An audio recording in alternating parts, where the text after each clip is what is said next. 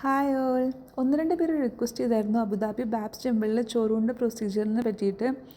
നമ്മൾ പോകുന്നതിന് 2-3 ദിവസം മുന്നേ തന്നെ ടെമ്പിളിലേക്ക് വിളിച്ചായിരുന്നു. അപ്പം അവർ പറഞ്ഞു മൺഡേസിൽ ടെമ്പിൾ ക്ലോസ്ഡ് ആയിരിക്കും, ബാക്കി എല്ലാ ദിവസവും ചോറൂണ് ഉണ്ടാവുമെന്നാണ് പറഞ്ഞത്. അതുമാത്രമല്ല 250 ദിർഹംസാണ് അവർ ഡൊണേഷനായിട്ട് ചോറൂണിന് ചാർജ് ചെയ്യുന്നത്.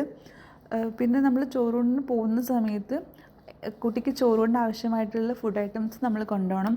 ഞങ്ങളുടെ കേസിൽ ഞങ്ങൾ ഭാവിക്ക് വേണ്ടിയിട്ട് ശർക്കര ചോറ്, വെള്ളച്ചോറ്, കുറച്ച് നെയ്യാക്കിയിട്ടുള്ള ചോറ്, നെയ്യ്, ഉപ്പ്, പപ്പടം, തേന്, പഴം, ഇത്രയും സാധനങ്ങളായിരുന്നു കൊണ്ടുപോയത്. ഞങ്ങൾ അവരെ കോണ്ടാക്ട് ചെയ്തത് ഇവിടുത്തെ നോമ്പിൻ്റെ സമയത്തായിരുന്നു.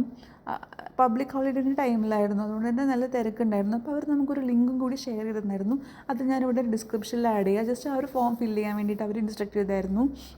അത് പക്ഷേ നമുക്ക് കയറുന്ന സമയത്ത് ഫാമിലി എൻട്രൻസിൽ ത്രൂ കയറുന്ന സമയത്ത് വളരെ യൂസ്ഫുൾ ആയിരുന്നു. അതുകൊണ്ട് നമുക്ക് പെട്ടെന്ന് കയറാൻ പറ്റി.